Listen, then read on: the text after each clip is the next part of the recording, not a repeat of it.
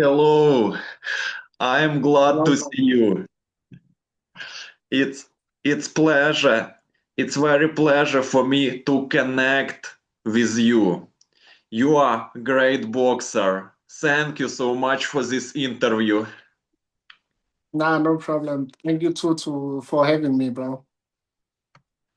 Today, I'm honored to be joined by a world-class fighter, a man who has proven himself across multiple levels of the sport, from tough early fights to becoming a champion of the international stage. Please welcome Phumelela Cafu, IBF international champion, WBA international champion, and WBO world champion. A fighter who represents discipline, power, and the true spirit of boxing. It's a pleasure to have you here today. Thank you from Ukraine. Yeah, thank you too for having me, bro. I'm a South African, by the way. Thanks, bro. And first questions. Before we talk about titles and big fights, I want to go back to your roots. Every champion has a story that started long before the spotlight. Let's begin from the very beginning. What was your childhood like growing up in South Africa? Yeah, by the way, I grew up in East London, in a hood called Target Village. So I started boxing at a very young age. My dad was a boxer, so at a very young age, he would take me to the gym with him. So around 2 years old, I would get there, hit the bag, fall asleep on the chair. Then I started making my amateur debut at the age of 7. You know, so at that age, I was playing a lot of sports. I was playing boxing. I was playing soccer. Growing up, I also played a bit of rugby. So I was like really into sports.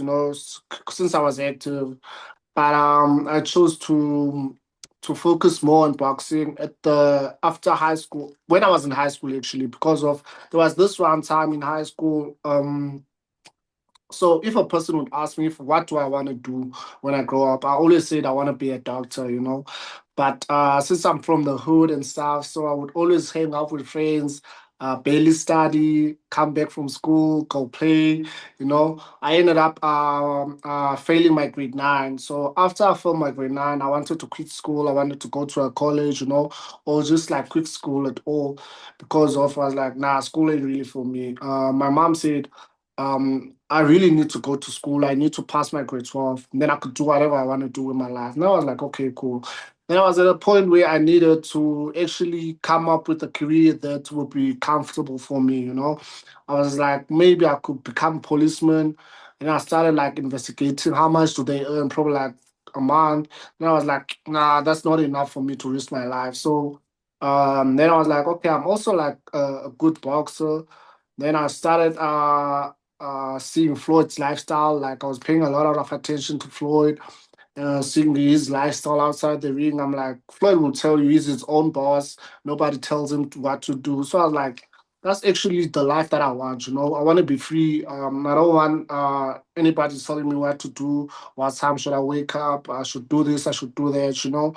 I want to do things because of I want to do it. So I was like, oh, okay, if Floyd can be where he's at. I think maybe I do also stand a chance. I could also like be where Floyd is. I was like, no, I really want to focus on boxing. And I told my mom I want to focus on boxing. And my mom said, she doesn't mind me focusing on boxing, but I gotta make sure first I pass my grade 12. And then after my grade 12, I could do whatever I want to do because of if what I'm doing doesn't really prosper. I could like still go back to school, go back to varsity, go back to college, knowing that I do have a grade 12. So I was like, okay, that's cool. And then I went on, passed my grade 12. When I was I think yeah, I was 19 years old when I passed my grade 12, yes, which was 2017. Then turned pro the following year, which was 2018. The first year I turned pro, that year I had 4 fights. Um, at 4 fights. That year I won all my I won 3 of my fights by KO and then drew 1 fight, which I drew to Ulandile Ngweke, which just recently fought for elimination IBF. So yeah, that's the guy that I drew with that year. So I was like, okay, maybe I'm going somewhere. And then the following year, which was 2029, got my first title shot, which was the WBF International. Then I won the WBF International. Then the next goal was to become a SA champion. So I was like, I can actually become a SA champion. As I was still focusing on being a SA champion, then COVID hit, man. So after COVID hit, I was like out of the ring for about 2 years. I was in fighting for about 2 years, and at home they'll tell me, go back to school. There's still time. You're still young. Go back to school. Maybe this boxing thing ain't really for you, or try and do both. But to me, I couldn't really like do both because of I was like, if I have something to fall back onto, I won't be as committed as I am right now. So I was like, for example, there's school, there's boxing. When I'm preparing for a fight, sometimes I train 3 times a day. I put my body through a lot. So now knowing that I need to have 3 sessions a day, and I need to go to school, and I still need to study for my exams, and I still need to do some homeworks. So there's no time for my mind to rest, which means there's no enough time for my body to recover for the next day. So that's like putting your body through a lot. Eventually, there's a time where I had to choose one. So I was like, instead of really like doing both, let me just do what I really think I can do. Then after that, I could probably like go back to school if this really doesn't work out. Fortunate for me, 2022, that was like after COVID, 2022, my first fight that year was against Jackson Chawuke, former IBO flyweight world champion. We were fighting for the SA title, flyweight SA title. I had about 7 fights. I had about fights back then. Jackson had about 20 something fights. I think 23, if I'm not mistaken, 23 or 22. And he only had one loss in his record. So everybody wrote me off, like why am I fighting Jackson? I was like inactive for about 2 years. I'm still new in the sports. Got 7 fights. Why fight Jackson? And I always told people that I believe I could beat anyone, and I do believe that I'm special. I do believe I could be one of the best boxers in South Africa. It doesn't matter if they do agree with me or they don't. I do believe I have what it takes, and I'm a big Christian. I do believe in God, so I believe whatever you pray for and you work towards it, God will grant you. So I was like, there's no way I'm gonna fail because I've God on my side. Went to the fight. Unfortunately for me, the fight was a draw, but at the day of the fight, I was announced the winner of the fight. Then the following day, they told me the fight is a draw. So if the fight is a draw, which means Jackson remains the champion. So I was still a flyweight then, and my promoter said I should move up to junior bantamweight, which is super fly. I was like, I don't really want to move to Superfly because I still have some unfinished business with Jackson. So I wanted an immediate rematch, but my promoter was like, nah, let me just let it slide for now. So let me just move up to Superfly weight, then compete there. Moved to Superfly, I started competing internationally. Then July, on the 29th of July, I still remember the day. On the 29th of July, I got my first legit title shot because I fought for the WBA Intercontinental title. I was fighting a Philippine guy, Ben Monaco. So I went in there and destroyed the dude. So that was like me, from me wanting to become a SA champion to me believing that I can actually be a world champion, you know. So I took my goals from being a world, wanting to be a SA champion to saying I want to be a world champion, you know. Then again that year, I fought Jackson again that year, which was a nine title fight, a rematch in December. It was a 12 round fight. And I ended up dominating the fight and won the fight. So I was kind of happy because of, I felt like Jackson is really, really a legit opponent, you know. That was when I got really, really tested. So I was like, yeah, after Jackson, I want a title shot, you know, I want a world title shot.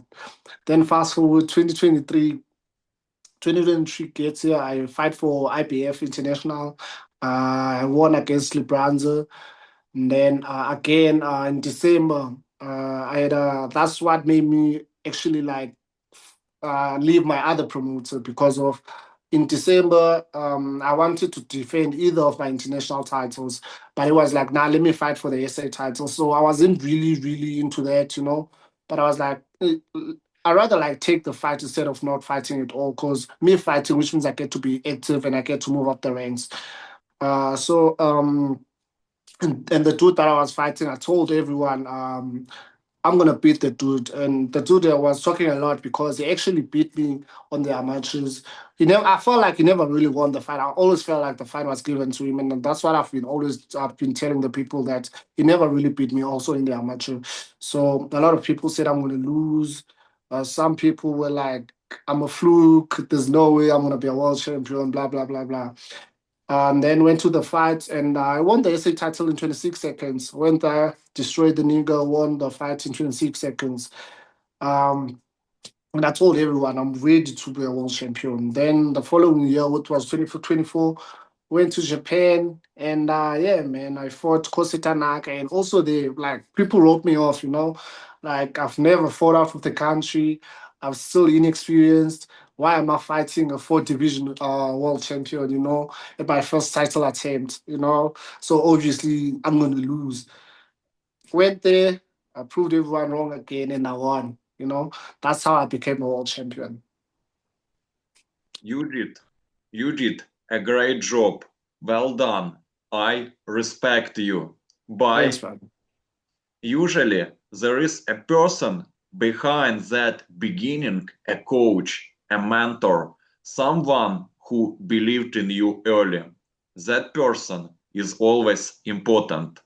Who has your first coach and what impact did he have on your career? Tell me please about him. My first coach was Uma Pitlamzamo, which is the guy that also trained my dad. That's the guy that I started boxing with. He showed me how to stand. He showed me how to throw my first blow. And I made my pro debut with him. I was with him for 2 years as a professional. And I left him only for one reason. I felt like he didn't want the Jackson Chawuka fight. Actually, he was like also it's a bit too soon. So I was always felt like he's not that he's sleeping on me, but he's too overprotective, you know. He still wants to build me, and for me, I always wanted the best fights, you know. I always wanted to test myself. I always believed I'm good, so I wanted the big fights, you know. That's why I left him.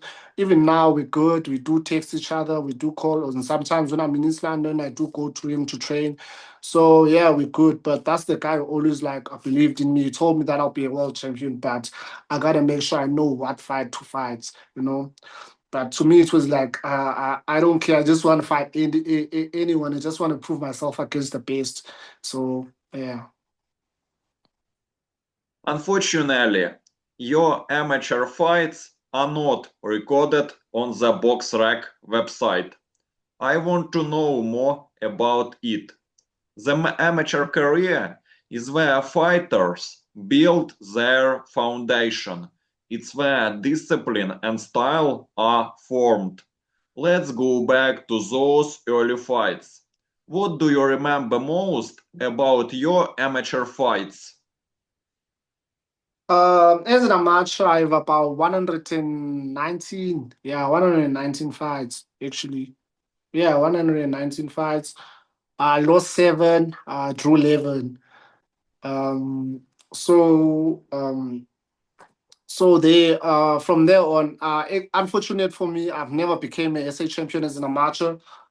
The one time that I was supposed to go fight in the SA, I got stabbed. But I've been a Eastern Cape champion twice. I've been a gold medalist in the soccer games. I've been a best boxer in the forgot the tournament. But yeah, I don't have a lot of achievement as an amateur. But the guys that were in the SA teams know that whenever they're going up against me, it's gonna be war, you know. So as an amateur, I was never a star. So I felt like maybe that's why a lot of people intended to sleep on me because of I never had the amateur pedigree that people expected me to have in order for me to become a world champion.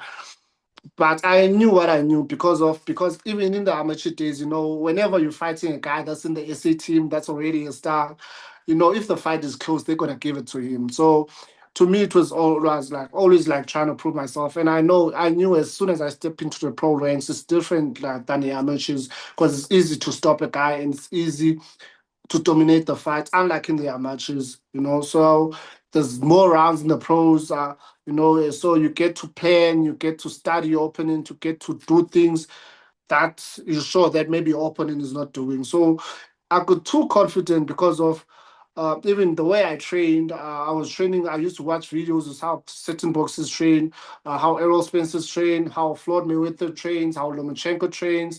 What else? Also the how Giovanni Tank trains. So those are the guys that I used to watch training, trying to train like them. But that's when I knew like that's what's gonna set me different from other guys because of the things that they take for granted, like swimming, shadow boxing. Those are the things that I wanted to invest myself in, starting to train like them, started to do things that I know that most boxers in South Africa don't really do. So that's when I knew that I'm gonna be a world champion because I train like world class boxers. So there's no way I won't be a world champion. Do you want your amateur fights to be inscribed to BoxRec on the BoxRec website? No, man, I really don't care about the amateurs. Like I say, as an amateur, I never really done anything that I'm really proud of and say, nah, I did this. But what I'm proud of right now is that when people look at my box track as a professional, they look at it and they knew even now in my time I fought one of the best guys. I've been fighting the best guys. And it's not easy to go out there and go into territory that's not yours and come back with the title. So I'm proud of myself. So I'm proud of what I've accomplished, and yeah, man, I feel like I don't care about the amateurs because of. What matters are the pro ranks. Guys that were stars in the amateurs, some of them didn't even become SA champions. Some of them never really held international titles. Some of them now struggling to become world champions. So amateur doesn't really care. Amateur is like you preparing yourself for for the pros. So I did what I did in the amateurs. Unfortunate for me, I did not get to achieve a lot. But as a pro, I've achieved everything that I've ever wanted to achieve. So I'm proud of myself. So I really don't care if they put my amateur record off or they don't. What matters is the pro record, and it's perfect for me, man. Amateur boxing is very different from the professional game. Faster pace, different scoring, different pressure. This that transition is never easy. How difficult was the transition from amateur boxing to the professional level? Like I say, man, I was watching a lot of boxes, so for me it was really not that difficult because of sorry, because of as an amateur, I used to rely a lot on what Forrest does, drop my hands, move a lot, because of you get to throw punches and most it's hard to knock a guy in their matches. It was really hard because of we were fighting with headgears and also I always had that style of like being sleek and stuff. So but I knew like going to the pro ranks, I knew that one blow can change the magnitude of the fight. So I started being more composed. You look at Tank Davis, you look at how he paces himself. He's always has his high guard. Sometimes he pace feints. They all started watching Errol Spencer a lot, the way he attacks the body. So that's when I started to make the adjustment as the pro. And knew I had powers in our match because there were guys that I'd stop in their matches and there were guys that I'd spy and they'd tell me that I had power. So I was confident that I do have power. So this, if you even look at my record, I have about 11 wins and eight came by knockout. So that's what I'm saying is I knew I had power. It's just that I just had to make sure I know when to really throw. So I was trying to work on my timing. But as I was growing, the timing was starting to be better and be better. So yeah. Before we dive into your championship journey, I want to go back to where it all started. Every fighter has that first night that defines everything. So let's talk about your debut. How did you feel stepping into the ring for your very first professional fight against Makvolo? Yeah, I fought Phumelela Makolo, and actually, Phumelela Makolo is a boxer from the rurals, and apparently was a star there in the rurals. Apparently, his dad was a boxer, and they knew his dad, so they also expected a lot from him. Then I was like, oh, okay. So going to that fight, I was so excited, man, so excited and I was like, I'm ready, I'm ready, since I've been dreaming for this moment a lot. Now that I get to become a professional, I gotta make sure I make a statement where everyone will see that I'm the real deal. They should never sleep on me. So I went there and I told everyone I'm gonna knock that guy out. And people, I don't know if people believed me or not, but I feel like most people really didn't really pay attention to to what I said. Went in there, dropped the guy first round, second round knocked him out. So yeah, that's when people like they but they didn't really take me seriously, but they was like, oh, okay, this guy does have potential. But I was like, I'll see. They'll see. I always say that. I love to prove people wrong. I love going to fights where people think I can't win. Those are the fights that wake you up at 4 a.m. You're like, let me go for the raw way because of you're going to war. So I was like, nah. So yeah, man, it felt amazing. You have a strong blow. I admire the strength of your blow. And your debut ended with a TKO victory, which is always a strong statement. But behind every result, there is a story. Did you expect to win by stoppage, or did it happen naturally during the fight?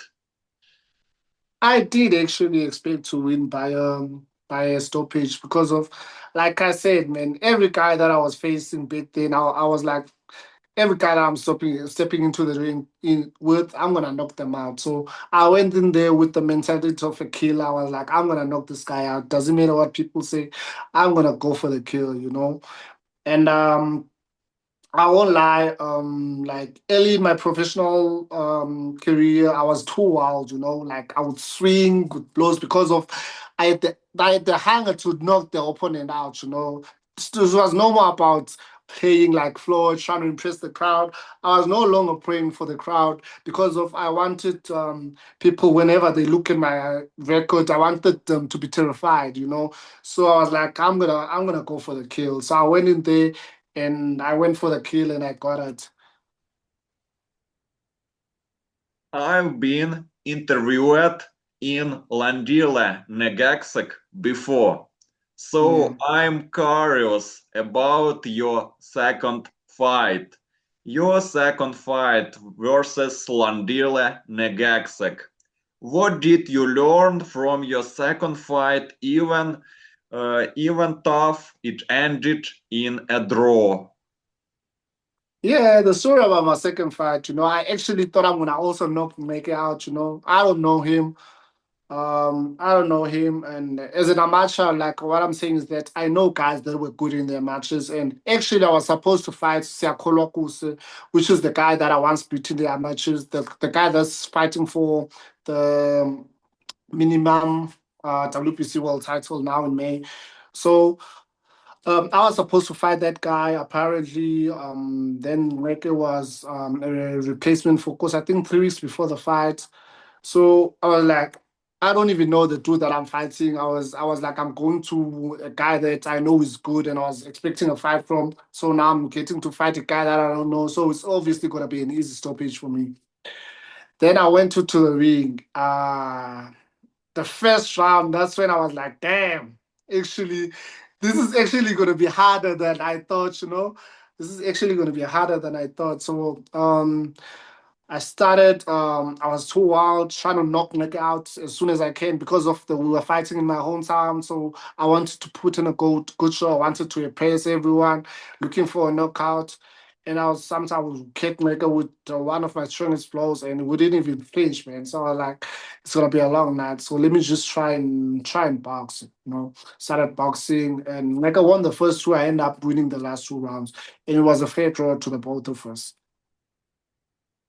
Unfortunately, Landile lost his fight for the IBF world title.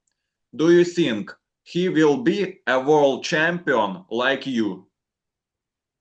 Yes, man. Actually, yes. Anleke is good, and he's got a good manager and trainer with his colleague Nathan. He has a good team against behind him. He has good sparring partners, which is us, and there's too much talent in the gym. So he has what it takes to be a world champion. And I do believe he can be a world champion because he's focused and actually he's fighting next week. He's getting back into the ring. He's gonna get his rankings back. So yeah, man, I do believe he can be a world champion actually. A draw early in your career can either break you or build you. It focuses you to adjust and evolve. I'm curious how it shaped you. Did the draw change your mindset going forward in your career? Yeah, it did. It changed my mentality to a point where this is professional. Every guy that you fight is well prepared. So it doesn't matter whether the guy does have a name or they don't have a name, but you gotta make sure you don't underestimate your opponent, and you gotta know every fight is important as every fight. You gotta pay attention. You gotta train hard for every fight, like it's a world title fight. So that's what really like shaped me and be like, oh, actually, I should never sleep on people that I don't know. Because of just because I don't know you, that doesn't mean that you're not good. So I was like, oh, okay, like I should never sleep on anyone. And after that, I've never slept on any of my opponents. Soon after you started building momentum with strong wins, that's where fighters begin to find their identity. Let's talk about that phase. At, at that point, did you start feeling like a real professional fighter? Yeah, I did. I started feeling like a real professional fighter at my pro debut. Going to the ring, you're wearing 8 ounce gloves, you look ripped, you're fit. You look at yourself and be like, yeah, like this is me. So that's for my first fight. I felt like a true professional. The way I was. I get to choose my own song going to the ring. So I felt like, yeah, now I'm a real professional. That's when, like, yeah, I felt it from my first fight. I really felt like a true professional. Out of 11 victories, you won 8 times by knockout. You have a strong blow, very strong. What gives you that knockout power? Is it natural or something you developed? I think it's natural. I'm actually a big fighter, you know. Every weight that I've fought in, I've always had to cut weight. I've never like said, okay, I'm too comfortable for this division. I've always been a big fighter, you know. So that's why I always bang a lot on my fight on my punches because I know I'm big. So that's why, and I do a lot of training, strength training. So there's no way I'd sleep on how I punch. I know I can punch because I know I'm big than my most opponents. So I feel like that's what gives me the advantage. And actually, not that I'm big, I've missed weight. I've never missed weight in any fight. I've always made weight. That's how disciplined I am. Then you had two more draws against Zoli, Mia, and Jackson Chake. Tell me about them. Were they bad judgments, in your opinion? Actually, the fight between me and Jackson, I feel like it was a fair draw, even though I was announced the winner. Then the following day, they said the fight is a draw. But the Zolile Mia one, that was a bad judgment. You know, I was still based in East London. I was fighting a guy from Joburg. It was my first time fighting in Joburg.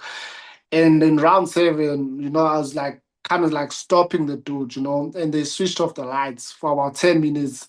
The lights were off for about 10 minutes, and then the lights were back on, and they asked me, do I want to continue with the fight or what? And we were like, we want to continue with the fight. And we continued with the fight. And then after 10 rounds, they said the fight was a draw. Then you know, man, you can't say you can't dispute what the judges say, but I really feel like I won the fight. It wasn't an easy fight, you know. It was a tough fight, but also feel like they kind of like cheated me out. They did switching off the lights and stuff, but it's part of boxing, man. You move. That's all you got to do is just move forward and make sure you become better. That's all. Judges are often wrong. It's disgusting. But then let's talk about your technique. Every opponent brings a different challenge, especially early in your career when you are still growing. Let's talk about adapting. How difficult was it to adjust to different fighting styles in your first few fights? It was easy, man. It was easy. You know, as an amateur, you don't get to prepare for your opponent. You don't know whether you're fighting a southpaw, you're fighting an orthodox. You just go in there and fight, you know. So, for example, when there's championship, there's a time where you fight 4 or 3 times, you know. So it's kind of like easy to adjust because like I was used to it. I had the amateur experience, you know. So for me, it was really easy. It was really easy adjusting, and you know,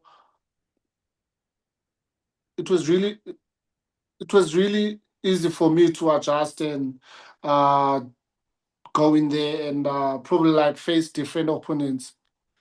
So yeah, man, that's what I'd say. You faced Jackson Chaka twice, which is always a special situation, fighting the same opponent again. That creates a different kind of rivalry. What did you learn from facing the same opponent twice? Actually, I didn't learn anything, man. I can't really say I learned something. I don't want to lie, you know. But to me, it was like I always felt like even in our first fights, like I had 7 fights when I fought Jackson. He was like already the veteran of the sport, you know. As an amateur, he traveled the world. As a professional, he had 20, probably like 20 something fights, one loss. So fighting Jackson was like me really, really like proving myself and proving to people that I am what I am, you know. Actually, I gave myself the name The Truth because of I loved Errol and I decided to take the name from Errol. So people were like, are you really the truth, you know? So for me, it was like, for me, it's trying to prove to people that I am really the truth. So I won't say I learned anything. the reason for the second fight, it was me trying to prove to everyone that on the first fight, even though I feel like it was also a fair judgment, but deep down, I kind of felt like I did enough to win, you know. So going to the second fight, I wanted to prove to everyone that I can actually beat Jackson, you know. So yeah. Oh, in my opinion, in these fights, the score is 2-0 in your favor. However, the judges, no comments. When did you realize that you were ready for tougher competition? Actually, after my second fight with Jackson, you know, you look at Jackson, you look at his resume, you beat a guy like that, ain't no going back. So after my second fight with Jackson, that's when I felt like I'm ready for anyone in the world, man. I just wanna be a world champion. Doesn't matter who I fight. I just wanna go out there and become a world champion. Then let's talk about your fights against Genesis Libranza for IBF International Superfly. Yeah. This fight is amazing. Was there a specific fight where you felt everything come together? You know, I won't lie. Going to the fights, fighting Genesis Dubranza, I just beat Jackson. You know, fighting Philippine, the first Philippine that I fought, I knocked him out, and I was fighting for an IBF in international title. I never really knew about the second weigh-in thing up until the weigh-in. You know, so after the weigh-in, after the weigh-in, I wasn't allowed to rehydrate the way that I'm used to because they told me I have a second weigh-in tomorrow. So that was really odd for me, you know.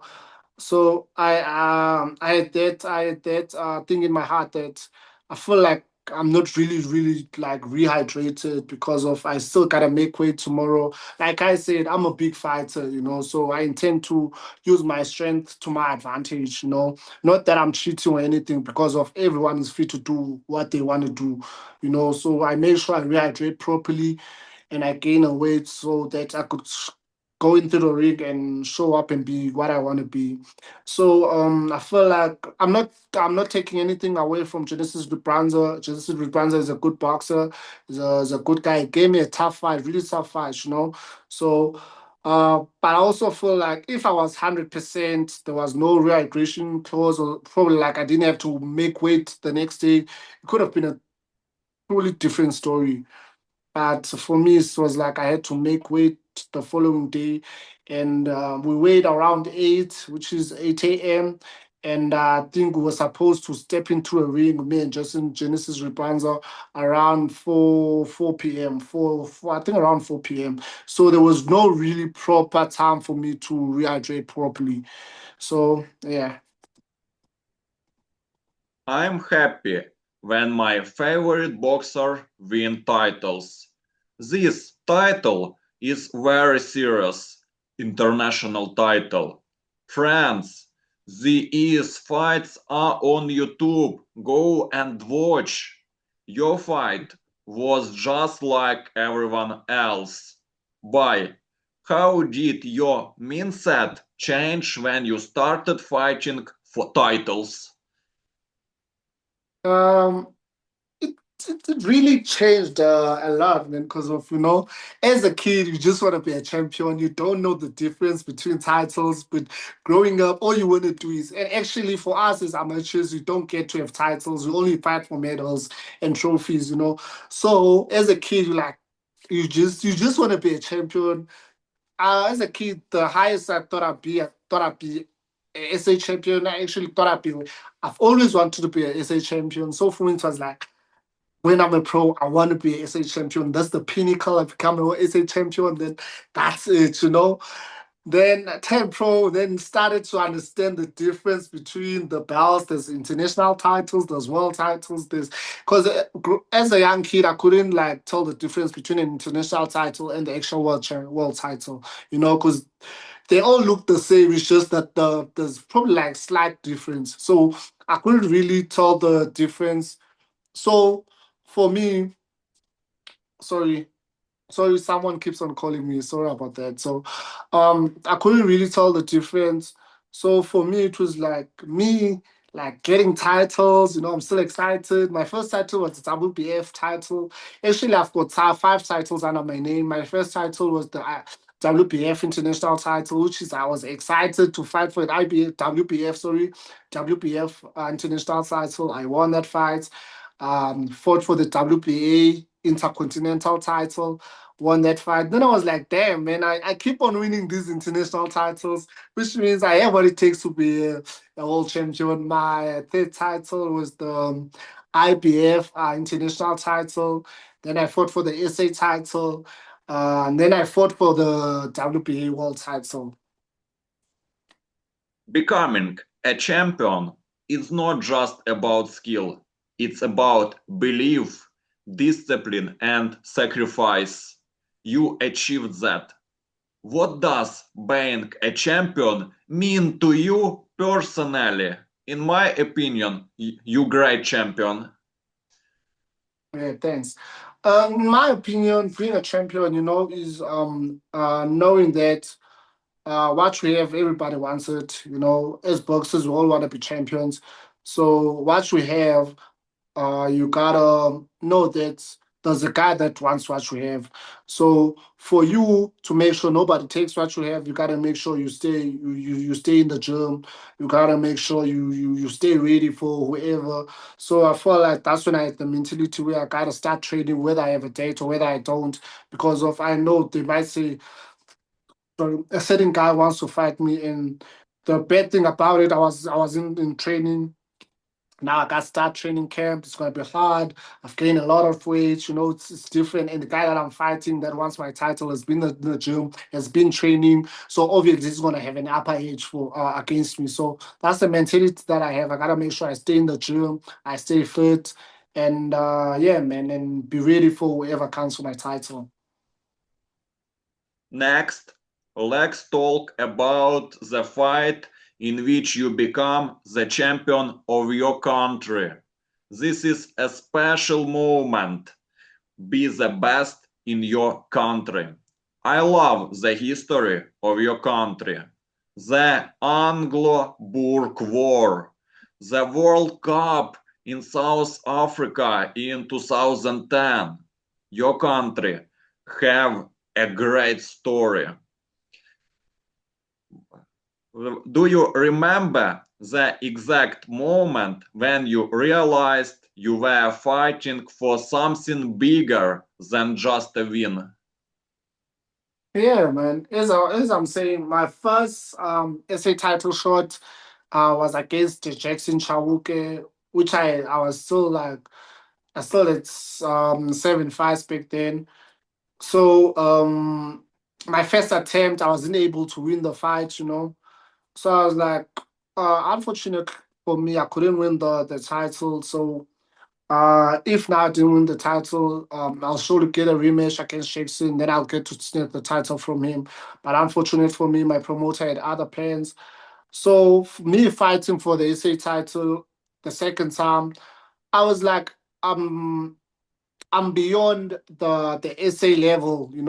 I'm beyond the SA level. I'm in the international space, so I'm an international boxer. So me fighting for SA title, I gotta make sure I prove to everyone that I'm in the international stage. It's different when you're competing locally and when you're competing internationally.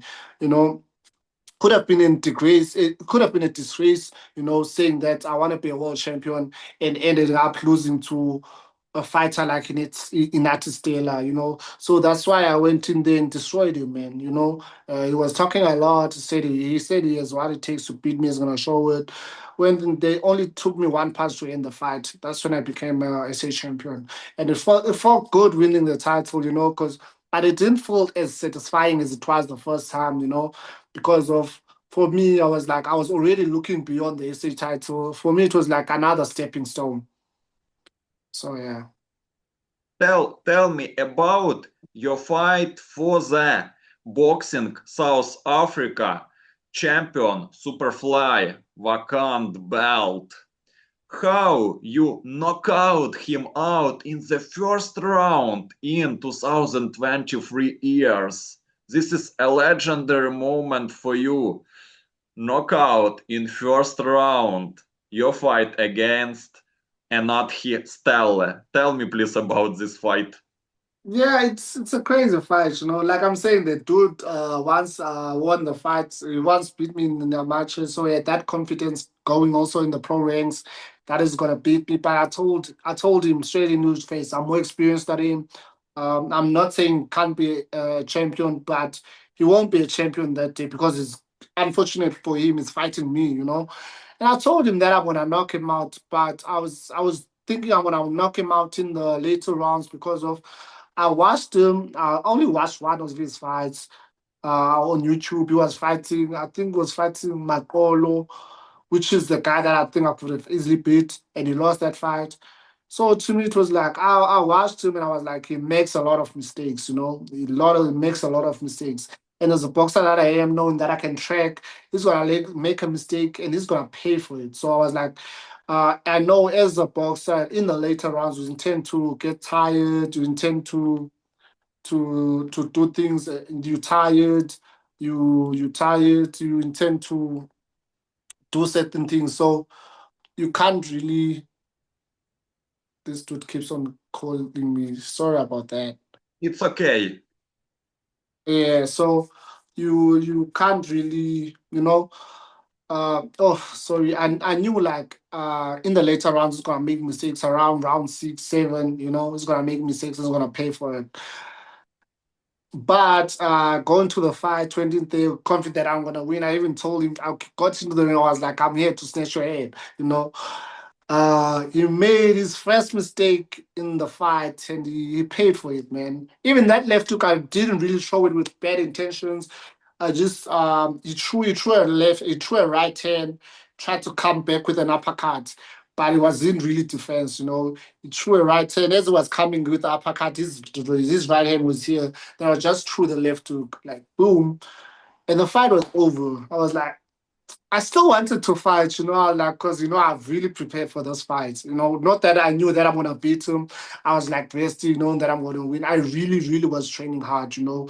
So for me to train hard and end up fighting for 26 seconds wasn't really satisfying. But it was also good knowing that I won the SA title with only 26 seconds because I'm the only boxer in South Africa to win an SA title within 26 seconds. You know, it's going to be a record that's going to be hard for people to break. So You have already won more than one belt. It's very interesting to listen to you.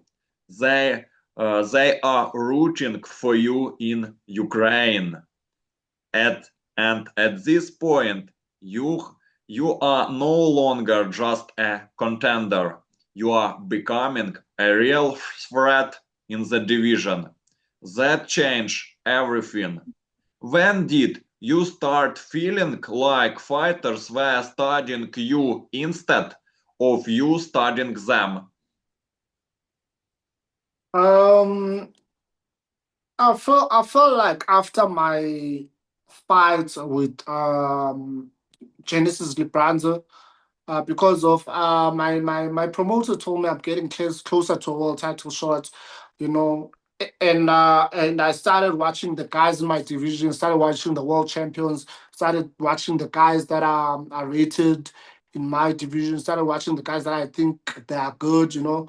So I knew if I'm watching these guys, they're obviously like also watching me because we're all in the ranks, you know. So I'm like, oh, maybe they're also watching me. That's why I was like, okay, let me try and better some certain things about myself because of maybe what they're focusing on. It's not gonna what it's not what they're gonna see on fight night. So I started like watching a lot of fighters. That's when I knew they also like watching me. Next, let's talk about how you made history as a world champion. Great moment, great fight. What what went through your mind the moment you realized you were fighting for the WBO world title?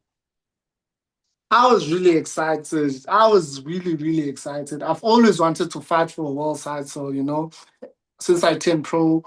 I was like, okay, there's actually a world title. I was like, oh, I'd love to be world champion. That's when I started to differentiate. Oh, that's why when they call certain boxers world title champions, oh, that's when I paid attention. I'm like, being an SA champion is probably like nothing compared to being a world champion. So I'm like, oh, okay, okay. So the goal was to become a world champion. And when I got the world title shot, I was really excited, because it's everything that I've been dreaming of, going to the world stage, of fighting world champions. Because of if you're a world champion, which means you're the best in the division. So I was like, oh, okay, okay, he's one of the best in the division. So if I get to take his title, which means I'll also be considered one of the best in the division. So I was really excited, man. There was a split decision of the judges. One judge gave the victory for the Japanese. Why did the judge so often make mistakes not in your favor? I feel like, there was really, really a close fight. Even if they told me I lost the fight, I wasn't going to cry over it because if it was a really close fight, Tanaka really fought his heart out. And yeah, man, I feel like the knockdown that I had in not sure, I think round four or five, was the difference between us, because it was really a close fight. I can't say no, I was dominating the fight. I'd be lying if I said that. It was really, really a close fight. So it could have went either way. So me being able to win by a split decision in a foreign country, that really means a lot about the Japanese judges, because of when you're fighting away from home, it's hard to win by decision.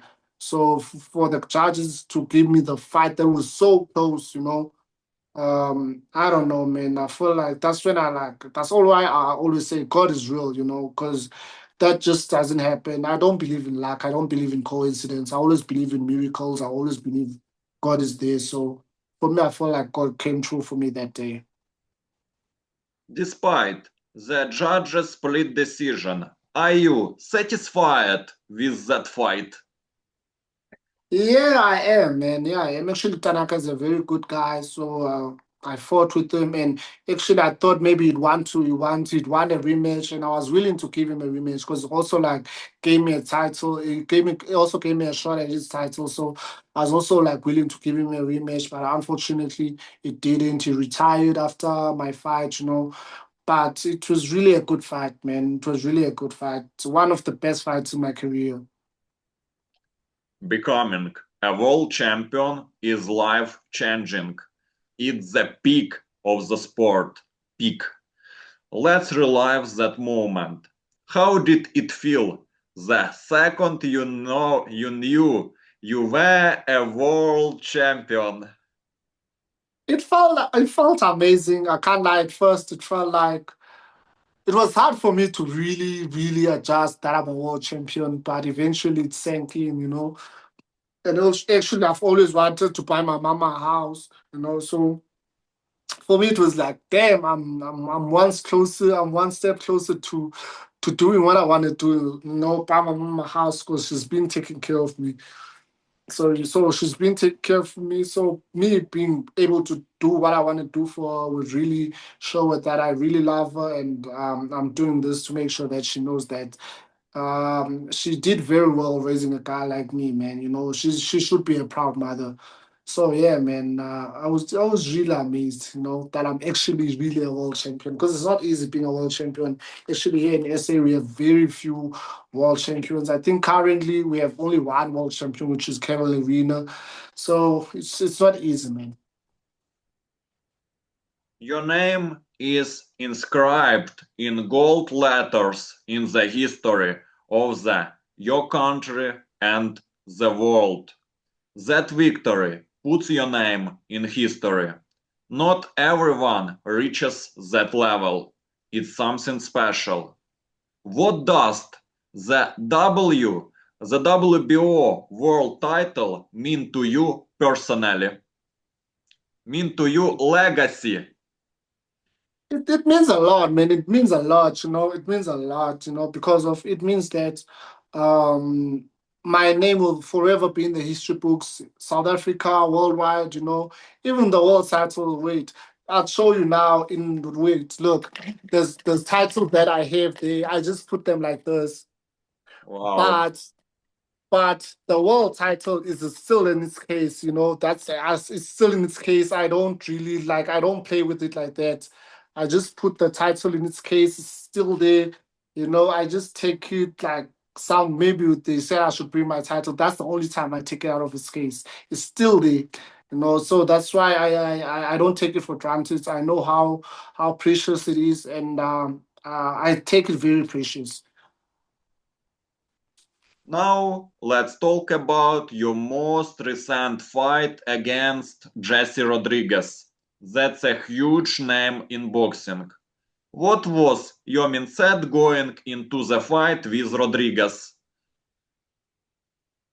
Like I said, man, like early in my career, I always felt like I could beat anyone, I've always wanted the big fights. I've always wanted to prove people wrong, I didn't go fight Bam Rodriguez because of I was just there to fight him. I thought I could beat him, I had that feeling that I know I could beat him, And I watched his fights, and I told my trainer that I'm ready for those fights. I know I could beat him.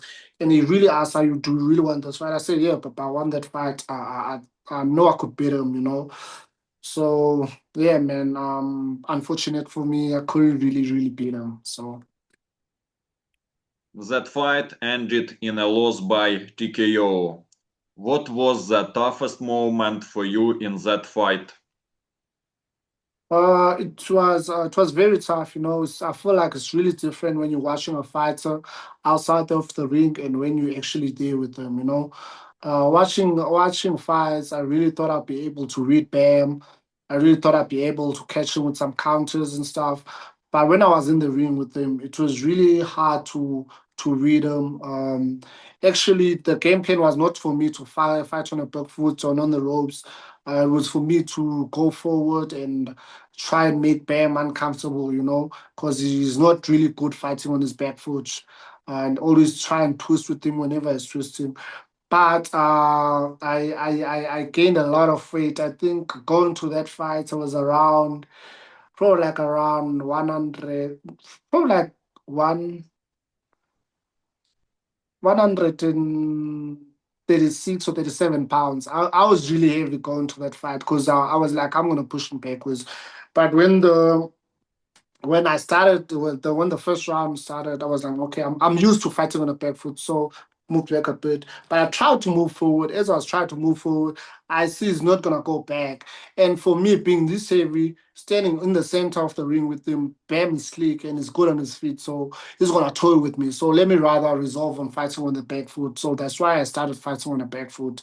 And I thought, okay, maybe he's gonna slow down, he's gonna lose his rhythm, then I'll be able to catch him with some really good blows. But it couldn't. It's so good that I couldn't really read them. Do you feel like your best version is still ahead of you? Yeah, man, I believe I still have what it takes to be a world champion. I'm back in training, back in sparring. I still see that I do have. I'm still myself. I'm still young. I'm turning 28 this year, so I still have a lot to give in the sport of boxing. So I believe I'll be a world champion. This is a promise to you, man. I'm gonna be a world champion again. Do you like soccer? Yeah, I do watch soccer. Wow. Now let's switch things up a little and talk about something special that happened in your country. I'm sure it was a huge moment for everyone in South Africa. So let me ask you this. And were you following the 2010 World Cup in South Africa? Yeah, I was still young at that time. I think I was 12 years old, so I was still a bit young, but I was following the World Cup. But unfortunately for me, I couldn't really go to the stadium to actually watch the country, playing the games. But I was watching on TV. I watched every fight, every match of South Africa. And I'm proud of how South Africa performed in the World Cup. South Africa beat France in the World Cup. They drew with Mexico, and they only lost to Uruguay only because of they underestimated Uruguay. We've never heard about Uruguay. We don't know. And that was the first time we saw Thiago Fallen and Suarez. Actually, I think Fallen that match scored a hat trick, if not a brace. So yeah, man. So actually, South Africa really did good in that World Cup. And the 2010 World Cup was historic. The whole world was watching South Africa. The atmosphere must have been incredible. I want to feel that moment through you. What do you remember most about the atmosphere in South Africa during the World Cup? It was electric, man. That was the first time the Vuvuzelas were introduced. So every time South Africa would score a goal, you'd see people out with Vuvuzelas. Like, poof, it was amazing, man. And I was actually a kid, so everything at that time was exciting because I also had my own Vuvuzela. When, like, whenever South Africa scores, we'd be out there with our Vuvuzelas. Boop, boop, boop, boop, boop. So it was really fun, man. It was really fun, like when you see the whole country doing the same thing, the whole country celebrating, even your neighbors, they're doing the same thing. So it was really fun. I've never like seen anything like that. Did the World Cup inspire you in any way as an athlete? And no, it didn't actually. It didn't. At that time, I was just like watching soccer for the fun of it. I didn't know like since South Africa is competing at the world stage, maybe one day I'd compete in the world stage is the South Africa team. I didn't really pay attention to that. For me, it was just watching football for fun. And what is your favorite football club? Real Madrid, Wow. Hala Madrid. Yeah, that's my favorite football club. My favorite football club is Barcelona. So we rivals. uh, and and next question. Did events like the World Cup give you extra motivation to represent South Africa on the global stage? no, it didn't. It didn't. To me, it was like I really like separated my boxing career from the football career. And final questions. I want to talk about your future. Do you want a match with Jesse Rodriguez? And what would you do different next time? I can't lie. Me saying I want a rematch with Ben Rodriguez would be like hating on the dude. Ben Rodriguez is really good. I was in front of him, and I got to witness how good he is. So for now, I'd like to avoid that fight and see and probably like grow also as a boxer. Then maybe after 3 or 4 fights, that's when I'll tell if I'm ready to fight Ben Rodriguez again. But I feel like now if I'd fight one fight and fight Ben Rodriguez, or if we'd have an immediate rematch, he'd still beat me. So he's that good. And I'm not taking him away from anything away from him. I even told him he's the best, he's really that good. So if we probably like going to immediate rematch, I think I'd lose that fight again. And how hungry are you right now for championships belts? I'm really hungry, man. I still have the hunger that I had before becoming world champion. Nothing has changed in my life. I'm hungry, man, and now I've got kids. I've got to make sure I set a legacy for them, and maybe one day, whenever I'm not in this world or I'm retired, uh, They get to watch my fights on YouTube. They get to see what I've done. They get to know whenever someone mentioned their dad was one of the best boxers, not just in South Africa, but actually in the world. And what sounds fans expect from you in the future? Fans should expect that I'm going to be a world champion again. Yes. It was a real honor speaking with you today. I truly wish you nothing but success in your boxing journey.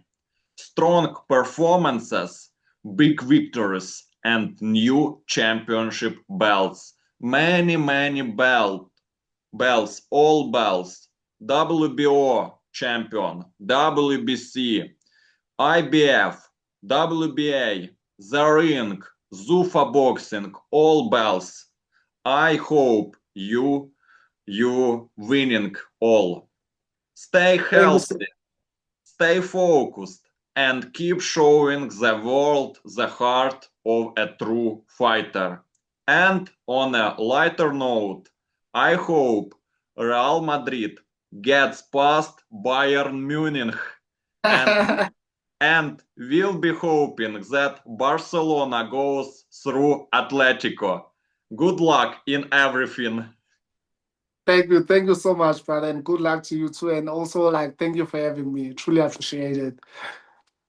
Okay, Goodbye thanks. and good luck. Okay, thanks. Bye, brother. Sharp.